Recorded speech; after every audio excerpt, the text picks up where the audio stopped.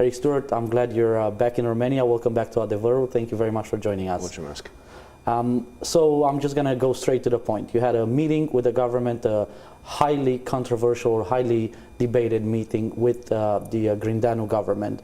Why did you take this meeting, and what exactly did you talk about? Sure, it was a great opportunity. We brought 13 very large American companies on a business mission here to Bucharest over a span of 2 days. A total of 36 people within our delegation from the 13 companies. So the biggest delegation we've ever brought, the biggest business mission we've ever brought to Romania. So we're very, very proud of that.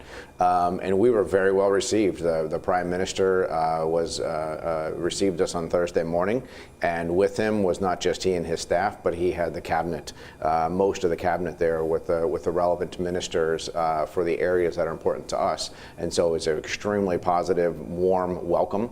And truthfully, it's one of the messages that I gave to the Prime Minister, that one of the competitive advantages of Romania is the warm welcome that companies, and especially American companies, receive from this government, and not just from the government, but from the people as well. You can feel how much Romanians like Americans. You seem to be very impressed with the current government, and you seem to be getting positive feedback from them. However, within the national media, there has been ongoing debate and talk, including from members of the current political party, against multinationals.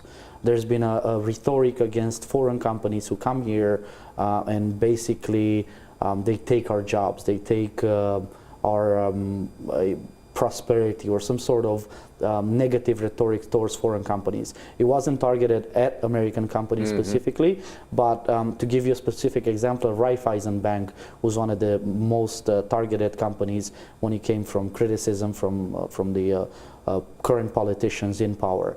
Why do you think American companies were spared, or why do you have this impression that everything's positive within the government when this is happening as well on a rhetoric base?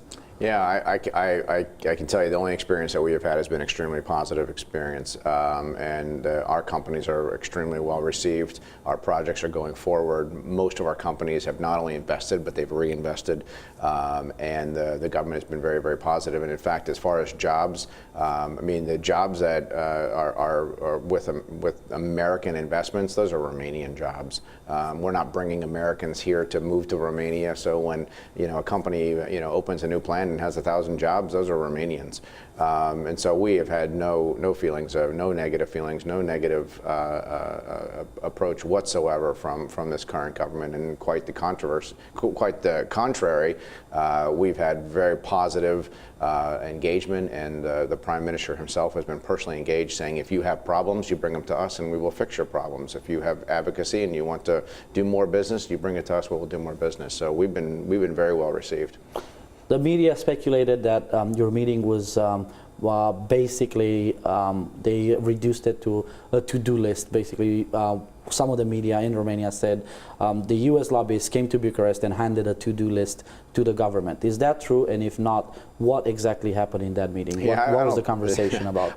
Well, the press was there. They should have seen the conversation when I handed the letter to the Prime Minister. I handed the same letter to the Trump White House before I got on my plane to Bucharest on Monday.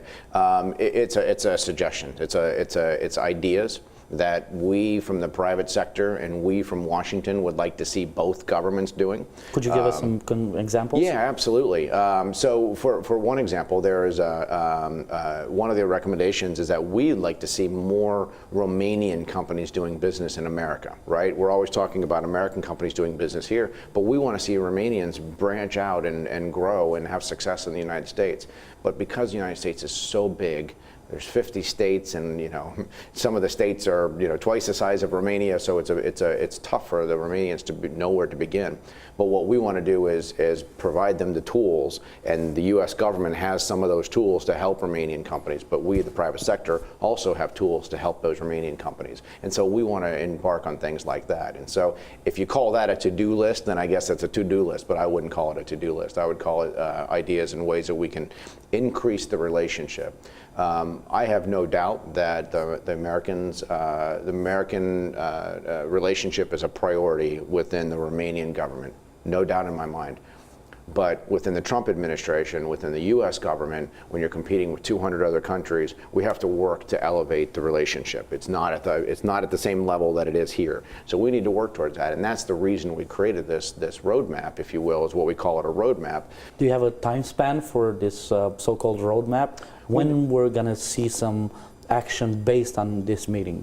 We don't. It's really upon both governments to, and in fact, the Prime Minister asked me, what are the next steps, right? Which is a great question, and I encourage them to talk with their counterparts in both governments. And so we're hoping that the governments talk to one another, decide. They don't have to like all of our ideas. They don't have to accept all of our ideas, but hopefully they'll take a look at the ideas and decide which ones they like and which ones they're comfortable moving forward with, and then hopefully they'll help to set an agenda and a time frame to accomplish those. But it's really, we have passed it along. We hope that they do it, but it's not something that they have to do. It's their decisions.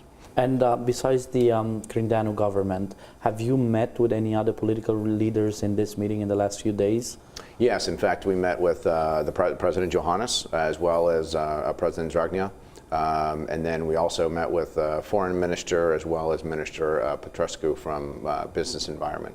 Are they all on board with this roadmap or these suggestions? Have they received it well? Because there's been some friction between the ruling party and President Johannes. So this will be probably one of the few things they agree on, if that's the case. What was the feedback from the president? So I informed the president about the idea and the concept, but really it was for Prime Minister Grindeanu for action. And so that's really where we handed it to him officially for his consideration. And it was really more of a briefing for President Johannes and President Grindeanu.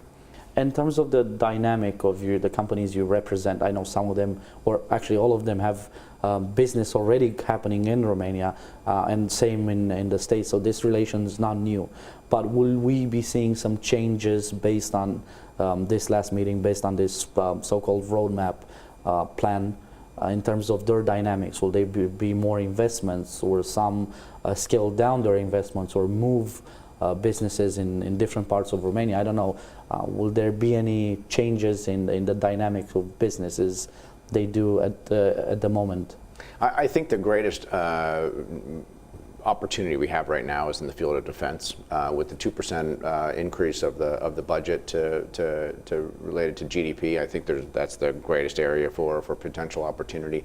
But also infrastructure is another area. What kind of infrastructure projects we're talking about? Highways, building, or transport? Highways, airports, Port of Constanța. I mean, you name it. There's a lot of, and the use of the Danube is something that's very important to a lot of our companies as well. And so having Constanța and other ports upgraded is really important, because we run into a lot of slowdowns and deficiencies because of the need for increasing infrastructure. So companies don't come on the business mission and then say, yes, we're going to make an investment. I mean, these takes a reinvestment. I mean, it takes time, right? And all these things take a long time.